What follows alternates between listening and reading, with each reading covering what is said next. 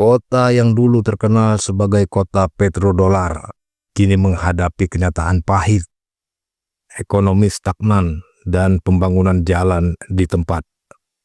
Loksmawe tidak punya tambang baru, tidak punya wisata unggulan, dan parahnya tidak punya strategi ekonomi pasca gas Arun.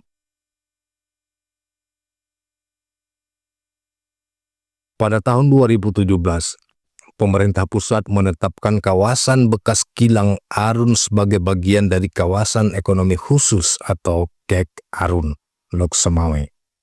Harapannya besar, investasi akan masuk, pabrik akan hidup kembali, dan lapangan kerja akan terbuka. Tapi hingga kini, 8 tahun kemudian, apa yang terlihat? Banyak lahan KEK yang masih kosong. Investor datang tapi cepat pergi. Proyek berjalan lambat, minim transparansi. Di mana pengawasannya? Bagaimana pemerintah kota dan provinsi mengawal KEK ini? Rakyat bertanya-tanya, tapi tak banyak yang menjawab. Di tengah semua itu, kehidupan rakyat Loksmawe terus berjalan dalam kesunyian dan perjuangan. Becak motor tetap beroperasi walau makin sepi penumpang. Nelayan pukat darat di Hagu dan Kampung Jawa tetap menarik jaring walau hasil makin langka. Anak-anak muda nongkrong di warung kopi, berselancar di media sosial sambil bertanya-tanya, mau jadi apa kami di kota ini?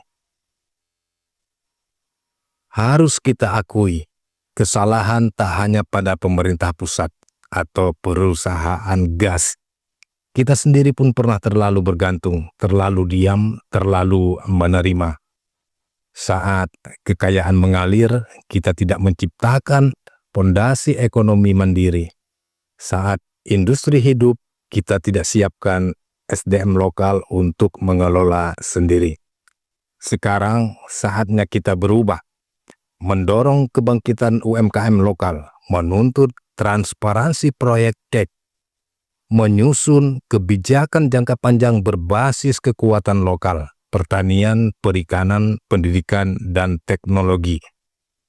Karena kalau tidak, Loksmawe akan jadi kota kenangan, bukan kota masa depan.